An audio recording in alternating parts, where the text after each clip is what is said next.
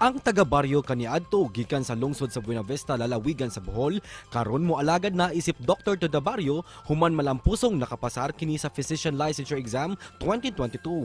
Apan gawa sa pagpasar lang nalangkat usab niya ang ikanapo nga pwesto sa maong pasulit din iyang nakuha ang passing rate nga 87.8%. Siya si Dr. Mark Januel Duaves, cum laude o class valedictorian o garbo sa University of Cebu School of Medicine. Nalangan man ang iyang pagtuman og pagkabot sa iyang damgo nga mamahimong doktor, apan madasigon siyang mulampos og mamahimong lisensyadong doktor. Karong buntaga, atong sayran ang iyang istorya sa kalampusan og mga yuta og study tips gikan kaniya dinhi lang sa GMA Regional TV Live. Atong saluduhan mga kapuso sa mga nanghawd sa Physician Licensure Examination karong bag-o ang bul-anon, Dr. Mark Januel Duaves. Good morning, maupay na aga, Doc Mark, ug welcome sa GMA Regional TV Live.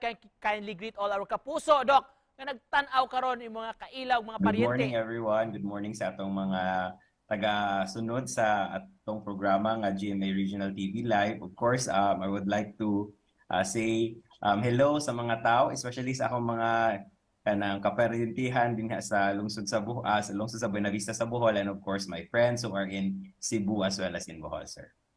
Una sa tanan, congratulations, Doc Mark. Of course, nakuha nimo ikanapong pwesto sa Physician Licensure Examination 2022. Unsa may reaction nimo, Doc, when you found out about the results? O where were you during that time?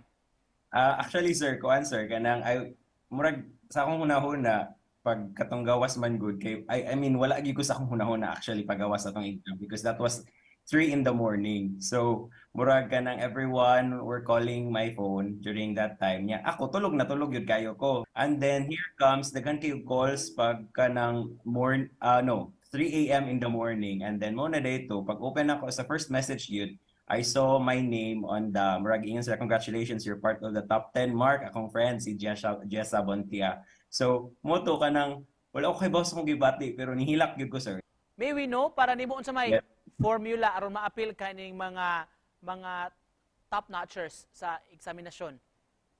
I had a game plan when I reviewed for the kanang board exams. Tungod manggod kay naghuna-huna ko nga medicine is such a vast field, manggod siya daghan kay subspecialties and specialties. So ingon ko nga I need, with the 4 months that we were given to review for the exam, I really need to murag kanang make a game plan nga mo work for me. Throwback tagamay, Doc Mark, kumusta man ang imong pagpangandam before after sa exam? Preparation-wise, basta ako lang yung buhat, sir, is naghimo lang yung kong schedule. Nga morning subject, akong buhaton karong nga day, next day, and then ako dyan siyang religiously gi-follow. Doon ba kayo mga tuo-tuo or mga practices nga gihimo, Doc, aron ma-successful ka ani nga exam? Number 1 is, before the board exam, wala ko nagpa-tupi. Medyo taas na ni, pero kuan ko na, kulot mo kong buhok niya, gibuwet ni na ako karon. Pero medyo taas na ni kayong buhok. Sa ingam sila nga, kung mo take during the review season daw, dili daw ka magpaputol og buhok. Kay mura daw kung nagputol nimo ang unsa imong na-learn. So muna ko sa isa. Mura na ko, sige, ato na yung follow. Pero all the rest during the exam, kanaingon nga mag-brief og pula. Nagpalit ko brief nga pula, nagpatahal ko og someone nga who top the board exams before, nagpatahal pod ko. Basically siya ning tuo jud ko ana, kay murag ana ko wala mo tuo ko. Basta kay sige at buhaton. So muna ako sing gibuhat actually. Isip mo sa DOH scholar, Doc, you were said also nga gusto ka mamahimong doctor to the barrio after this?